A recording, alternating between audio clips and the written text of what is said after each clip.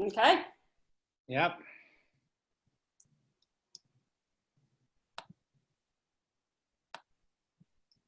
It is now broadcasting. Okay. And people are joining. yes. Oh, so you can see as well. Yes.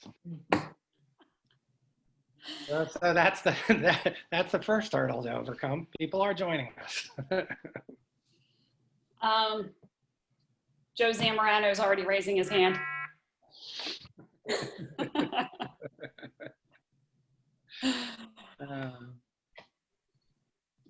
Jennifer, why don't you go ahead and throw that poll up?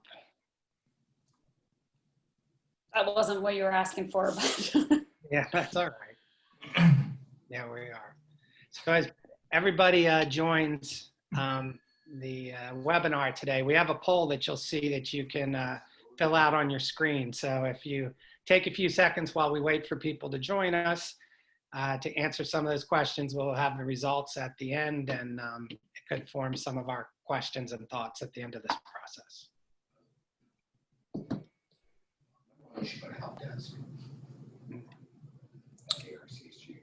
Rory.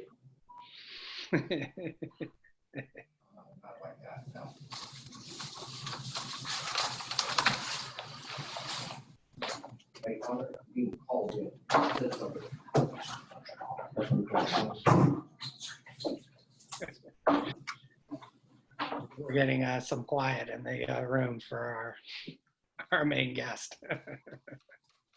door shut. All set. Yep.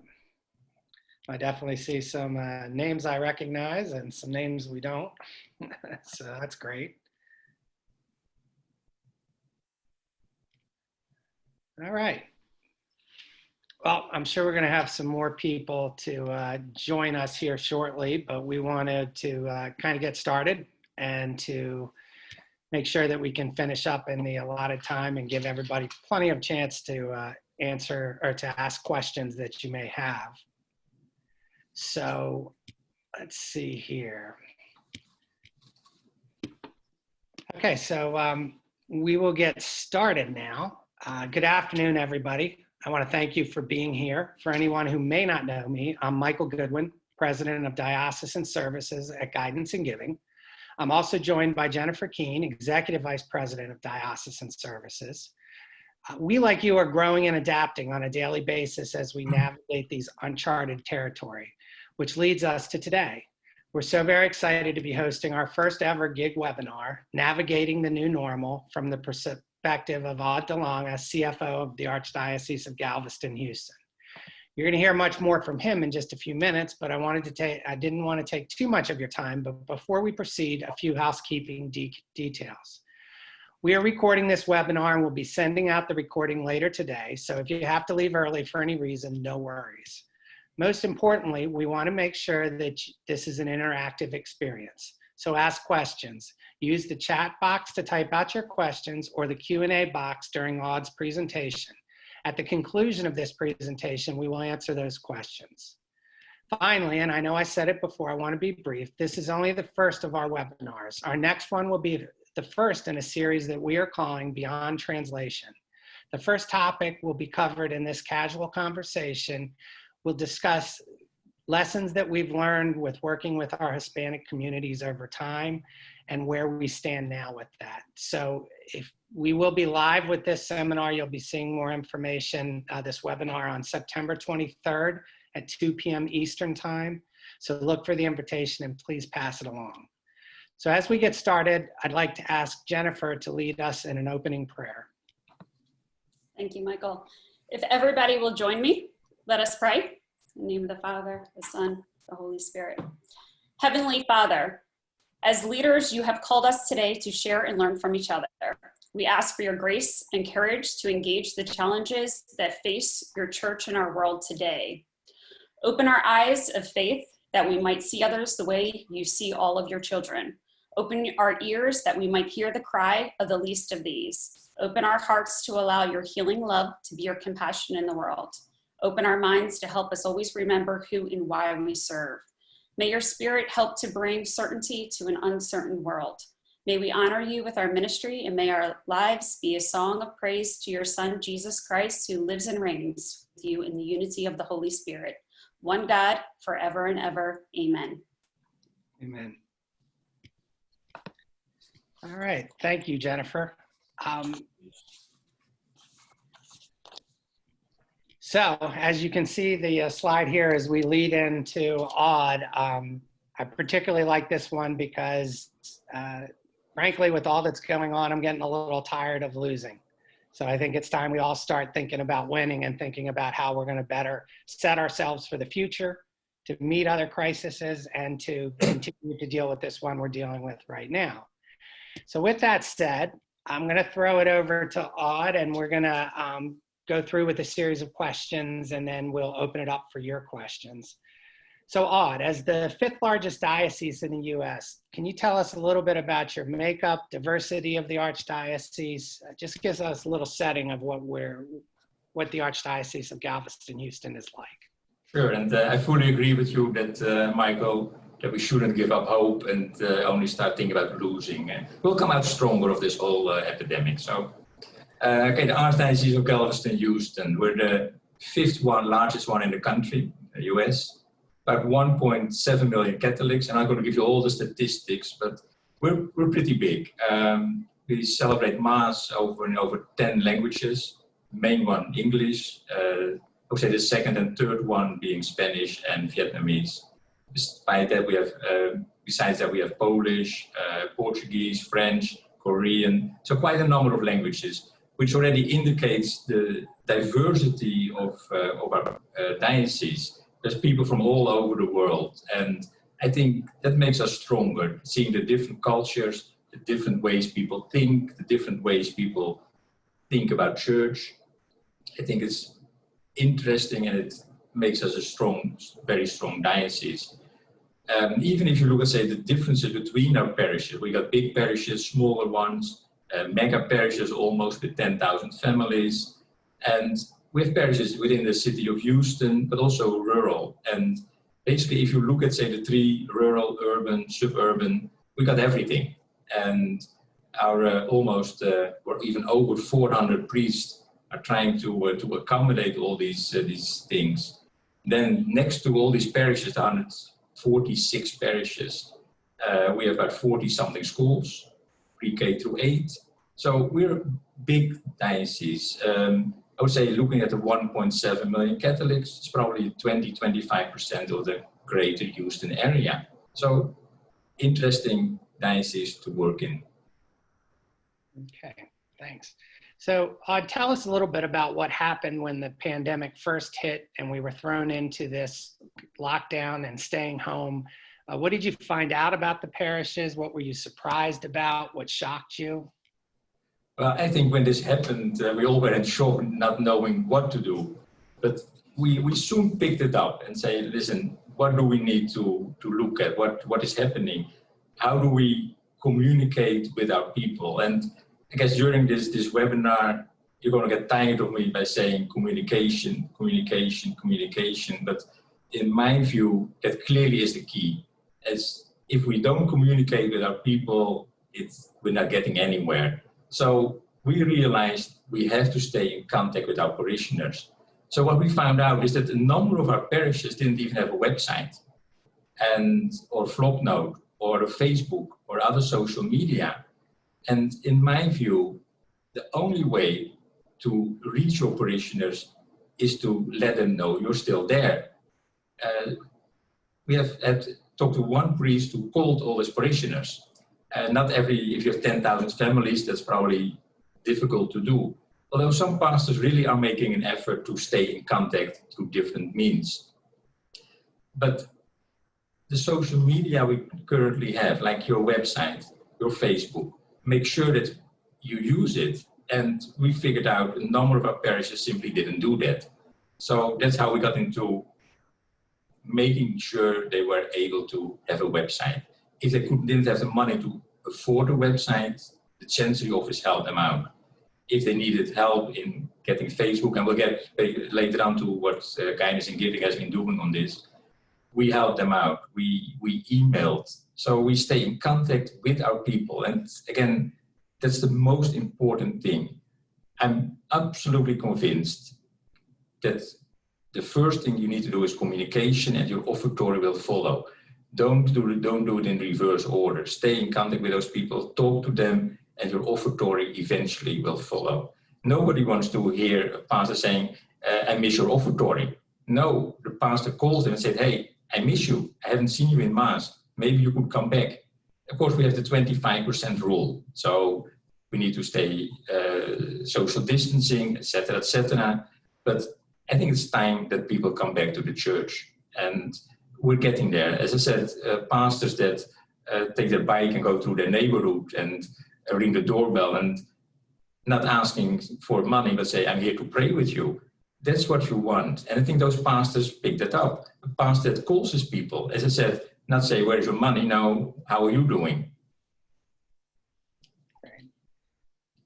So with that, I think, obviously those were some of the immediate things that you picked out and saw. And I think it would be fair to say that they were all the pandemic did was exacerbate these problems, just brought them to the fore and maybe brought attention and a shining light on something that had been existing before that and hadn't been done effectively before that. Oh, absolutely. And again, we saw parishes that almost closed shop and threw away the key. So we had a number of parishes where we asked Bishop Schelz to call them, our auxiliary bishop, to see if they were still around. That fortunately was a small number of parishes, but again, the majority, the bigger ones, they have a good number of people that can handle it. But it's maybe that group in between that simply didn't know what to do. And with your help, we clearly are reaching out to them and helping them. So what did you see, Odd, when this took place? What were some of the immediate needs? You talked about the website and those things, but how did you all help facilitate meeting those needs on an immediate basis when this first happened?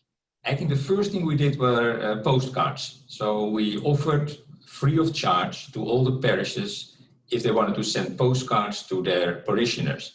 And basically it was just a postcard with some information like Mass times, greeting from the pastor, whatever they wanted on it.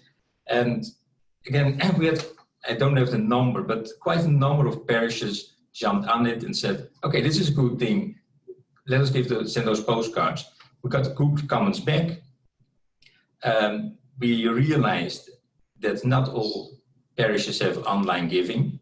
Of course, if people don't come to the church, there's a big group that doesn't donate. There's no way for them giving the envelope despite. So we established through the Archdiocesan website the online giving. Anyone could log on and pick the parish of their choice, donate the money, and the Archdiocese transfers it back to the parish within a week. That really helped a number of parishes. The ultimate goal is that each parish has its own online giving. Some parishes really think it's a good thing that it goes through the Archdiocese. I'm fine with that. I think never change a winning team, at least not for now. So we continue doing that. We continue having the Archdiocesan website open for online giving for parishes. We added the schools. Of course, we're not always successful in everything. What is still a little bit a problem are the USCCB collections. They are on the Archdiocesan website. We have quite a number of views, people that look at it. Number of donations is not really picking up. So we're working on that just to, again, promote that more.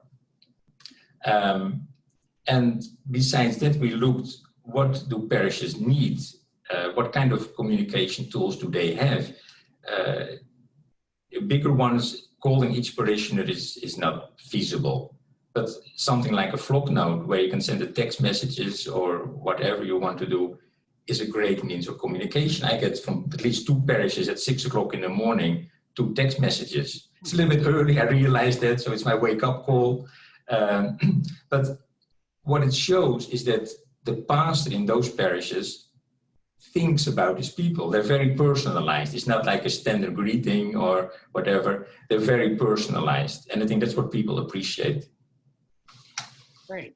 Well, we're talking a lot about the parishes and reaching out to the people, but you all also took some steps just to help your communication from the financial secretariat and the chancery to help your communication with parish leadership, to help guide them through these times and some of the tricky questions you had, especially, around the payroll protection plan. So could you give us some information on some of those steps that you took there? Sure. I realized that if I would be in a situation where the pastor was, I also would like to know what is happening. What do I need to do if I'm running out of money, or if I have to cut expenses? Where do I get guidance? So not everybody is that eager to pick up the phone and call the chancery, but we're always here for them to help. So we came up with the idea, and I need to say it was my whole group. It was everyone within the secretariat, controller, IT, development, risk management. Everybody pitched in and helped putting webinar 1, as I dubbed it, getting off the ground.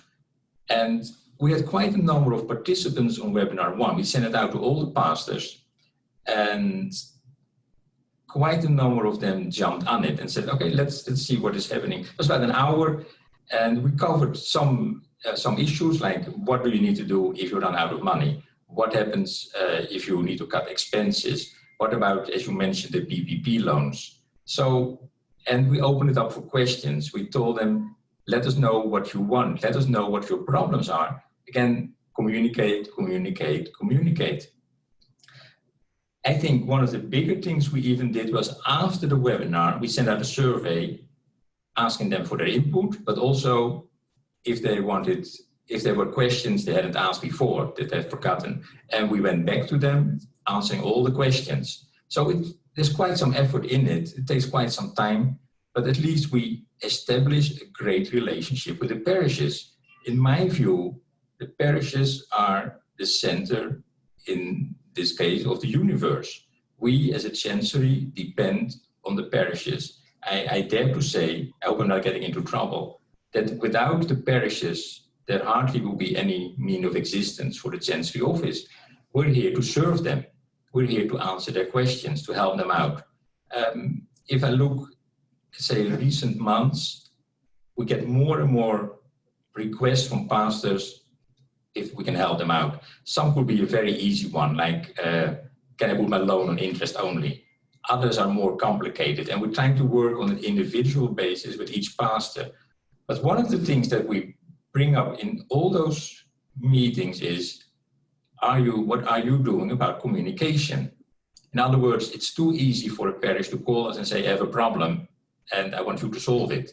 No, we can help. We can help you to come up with creative ideas. We can see what we can do, but we expect something from you. So a parish that calls us and says, and doesn't have any means of communication, doesn't do online giving, we kind of refer them to you and say, jump on this program, make sure that you have your parishioners can do online giving, etc., etc. So I think we're in this boat together, and nobody had expected this a year ago.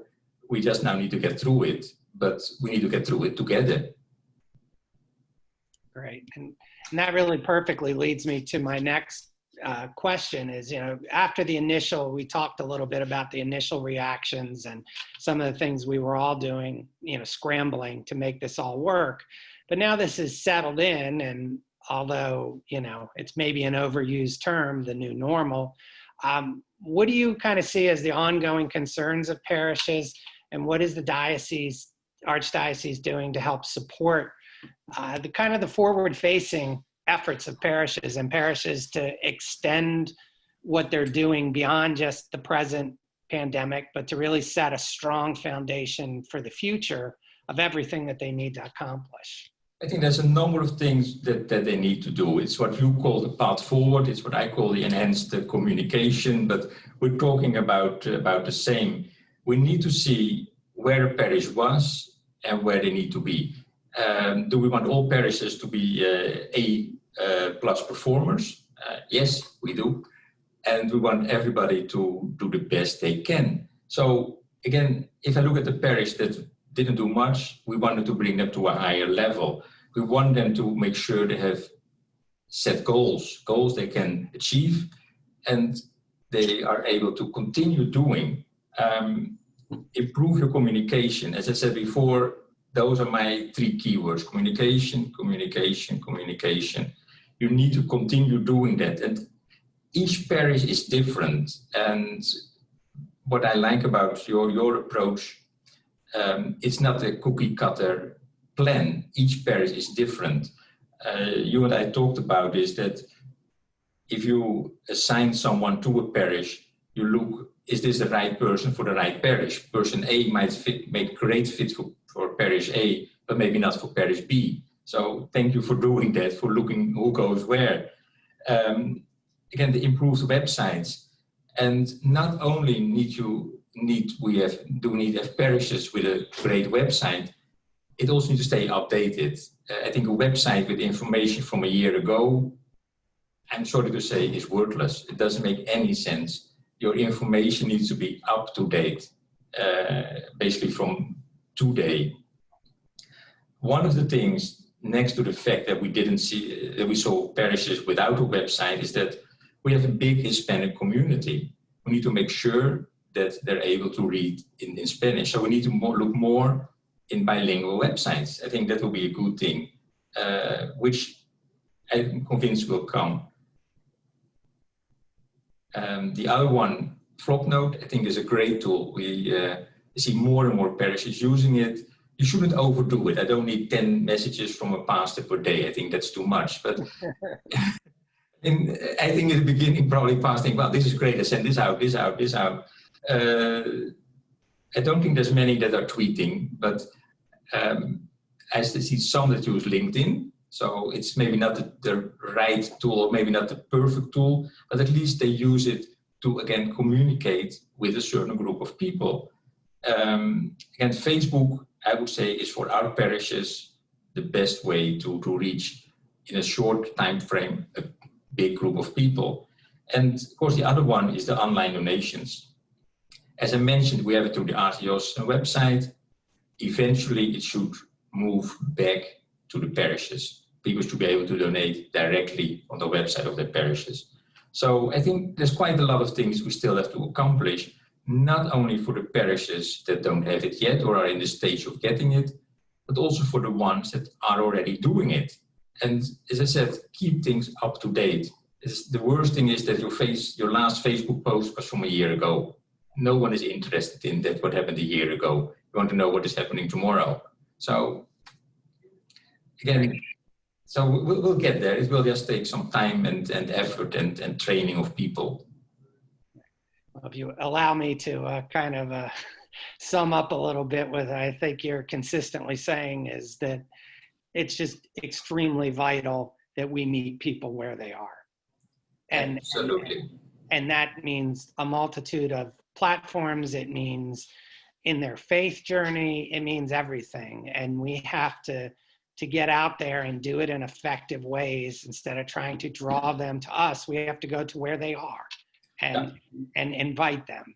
And I think that's the key thing I've noticed in the Archdiocese with some of the parishes that do extremely well with this process. And I would add, it's not all giant parishes with huge staffs. There are a lot of small and medium-sized parishes that are doing a fantastic job. Their one consistency is they exhaust every form of communication they can think of, to include the sign in front of the church. It's often in some of the surveys that we've conducted at parishes, that's one of the things that consistently comes up on getting timely information out. Yeah, as I said before, things need to be timely and up to date. From a year ago or even a week ago is old information. And you want people to show that you're thinking about them. So again, have that communication with them, send them the emails, send them the text messages. But on the other hand, don't overdo it. So, and again, that's a learning process for the one that are sending it out. Absolutely. Okay, well then last one before we go to Q&A, just kind of general all-purpose. What have you kind of learned going through this entire process, and how do you think it'll impact your decision-making as you move forward as a diocese? Would you do anything differently if you had it to do over again? Would I do things differently? Probably some minor things, but in a way, as a team, we worked very well together. And I mean, the internal team, and I mean the guidance and giving team, we're on the same page. We want to achieve the same goal. And going forward, again, it's keeping websites updated, making sure there's information that is worth sending to people. Again, communication. Stay in contact with your parishioners. What is interesting at the moment, I pulled a few pastors kind of randomly, the ones that I know maybe a little bit better. And again, I firmly believe in the interpersonal contacts, talking to pastors, talking to business managers, meeting them. And what you want to establish is that relationship. And those 5 or 6 that I quickly pulled, they basically say the same: how to stay in contact with your people. And the second one is how to get people back in the pews. We see parishes where at the moment at the 25% rule. Some parishes clearly are not at 25%. Some do. Last week Sunday I was too late at Mass, so church was full. It's the first time in my life that I come to a church and there's no room in the inn. So in a way, I was, disappointed, obviously. But again, we have 140 something parishes. We have enough choices here. But on the other hand, I was very happy. At least that parish was full at the 25%. So people are going back to church. As you know, we stream a lot of our masses. Not every pastor is happy with it at the moment. It's a different discussion. But it's time for people to get back in the pews. And how do you get them back in the pews? By calling them, by putting it on your Facebook, letting them know that church is open, letting them know that you're there for them. And I would say in general, our pastors, our people are doing a great job in trying to achieve that. So we'll get there. We'll reach the point that our churches will be full again. So I can attest to the fact that will get there line. That is a standard closing of most of my discussions with Odd after we get done venting about various things. It always ends up with we'll get there.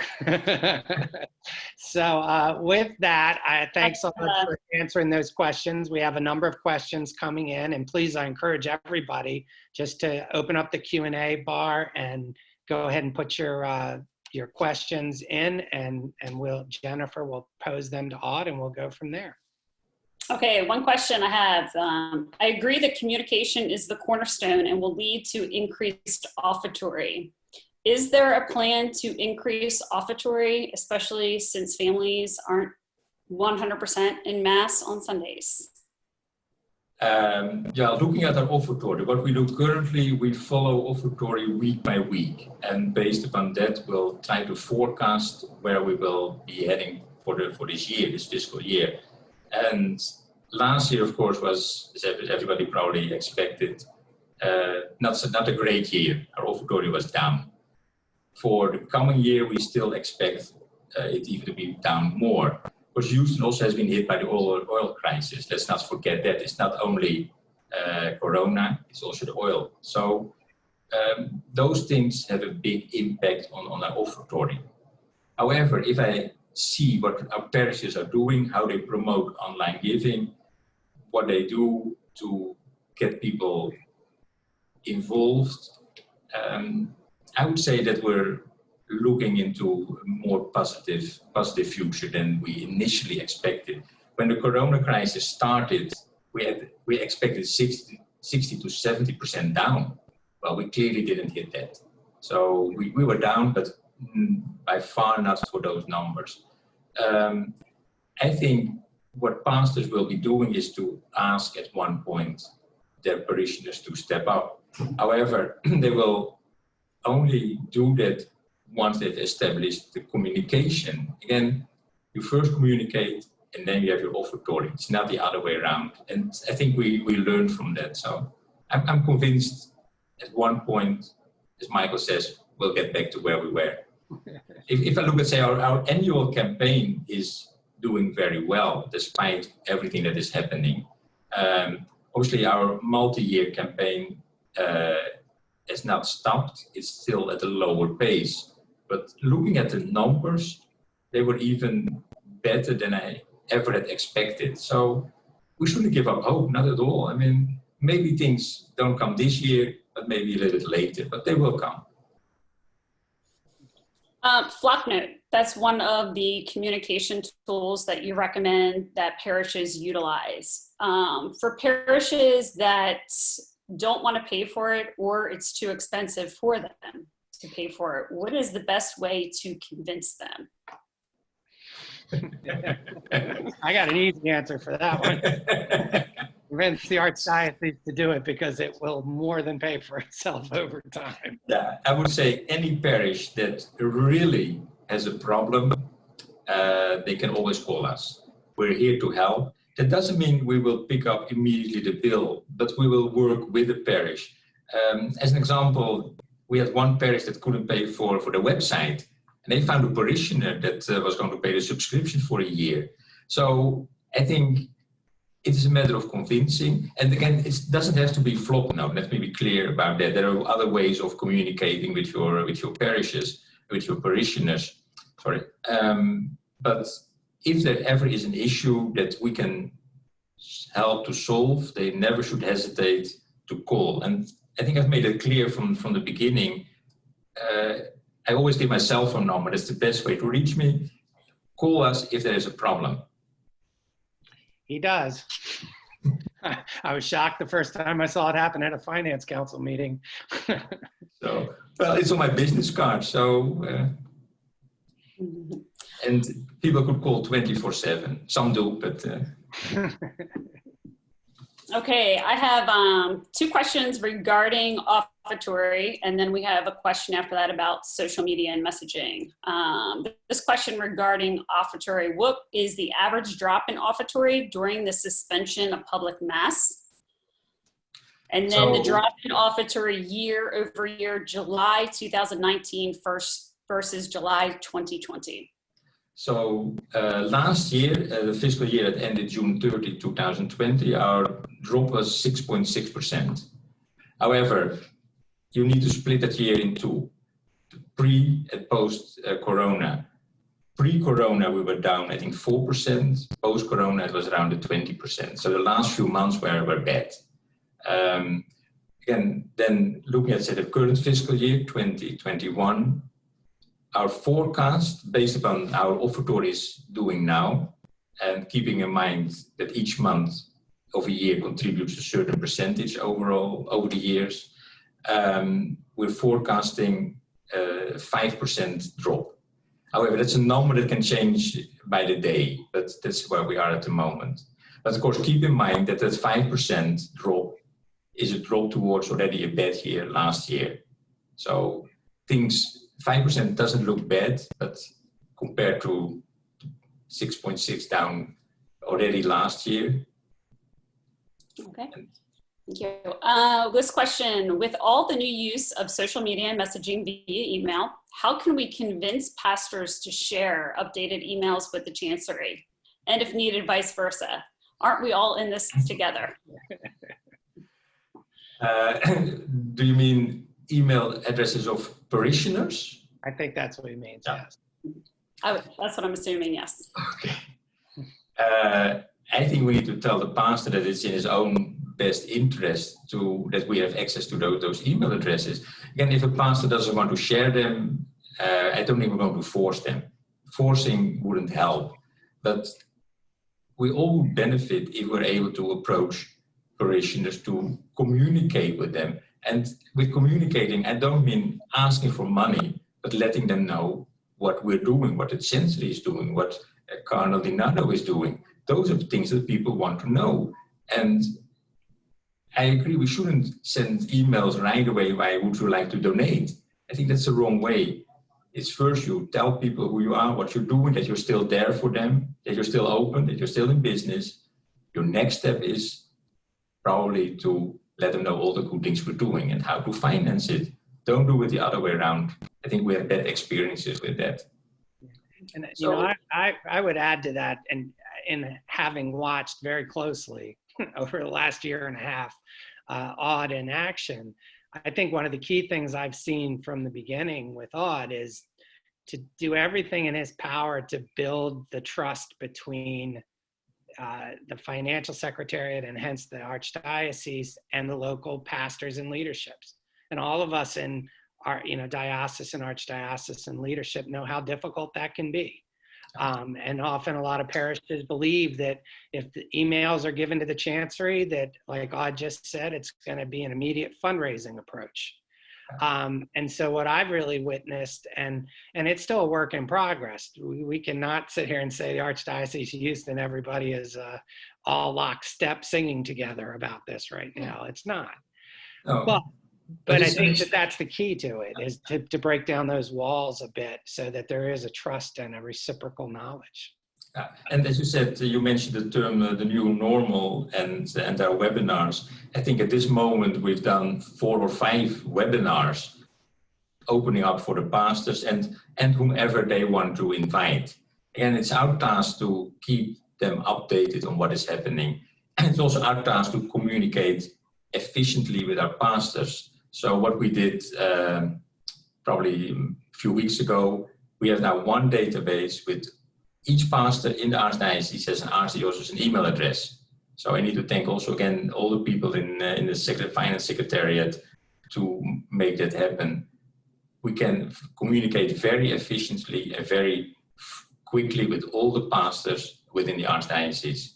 So that list is kept by the Bishop Schels, but we've used it in an appropriate way. Right. Any other questions? All right, Michael, that's all we have on chat and on the Q&A.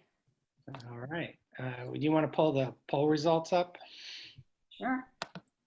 Just so we can see how everybody responded to that. Got it? We knew all of the above was going to be a popular one. What is your biggest challenge in your parish diocese? And all of the above, 53%, and then decrease in offertory at 37%. Just pretty much where what we're seeing everywhere. Where does your annual appeal stand? It's 75 to 100% at 63%. That's great. And then 50 to 75% at 26. What do your parishes need the most assistance with? All of the above. Bringing their technology into the 21st century, increasing offertory, communicating with parishioners, and feeling like a community went apart. So with that, what I'd like to do is, one thing I would like to put out to everybody is you're going to receive a copy. As I said earlier, you'll receive a recording of this. You will also receive information, a 5-question survey that I really want to encourage you to answer and to give us the unvarnished truth and feelings that you have about it. Because as I said, this is our very first foray into webinars as a company. And so we want to get your feedback on how it went and what you thought about it and what are some future topics. Our hope with all of this and the emails that we're sending out is to really present as many solutions and tips and things that can help you as we possibly can, to not make this, an overt marketing piece, but just to be helpful and to hope that people will join us in these discussions as we kind of pull people from around the country that we work with that bring different perspectives and experiences to the table. So please, fill that questionnaire out. Don't forget, we'll be sending information about our next webinar, which is going to be targeted specifically at our Spanish-speaking, the population we have to deal with, the bilingual population. The seminar will be in English, but the webinar, will be in English. But we do want to start really delving into that because we know that that's a field that a lot of people have questions and struggles with, and there are great opportunities and possibilities and things that we're seeing that are very positive in that community. So that is the 23rd at 2 o'clock. If you have any other questions, you can always call us. We have our phone number there, or email us. Please do. Aude, I'll give you the last word on today's webinar, since you were the star attraction. I will say, do you have your mask close at hand? I have it. You want me to show it, Michael? I mean, I know you've been asking for this for a long time, so. Yeah, I just want everybody to know that, yes, in fact, this man has 3 sets of tie mask combinations that he wears to work. Michael, it's 6 at the moment. Yeah, 6. I'm sorry, it's gone off. So, no, I want to thank you and Jennifer and basically your whole team, Michael, by also jumping on this. Again, we all were confronted out of almost a clear blue sky by Corona. And I think in working together between the Archdiocese and Guidance in Giving, we managed to get to where we are now. And I think we're in a pretty good place compared to where we thought we would be. So again, my thanks to your team for picking this up, working with our parishes, working with our schools, as you mentioned, the schools that are on the path forward, and working with, say, the next group of parishes that will hopefully bring to a better place. So thanks again. Well, thank you, and I appreciate your time as always, Aude, and I appreciate everybody else's time in joining us. Jennifer, have I forgotten anything? No, thank you everybody for taking this time to be with us today. Jennifer, those of you that have worked with us in the past know for a fact that if Jennifer's in a meeting with me, I end every meeting with, Jennifer, have I forgotten anything? So goodbye, thanks everybody, and I hope to see you again on a future webinar or somewhere else. Thank you. Thank you, take care. Bye. Thanks, Aude. You're welcome. That's great.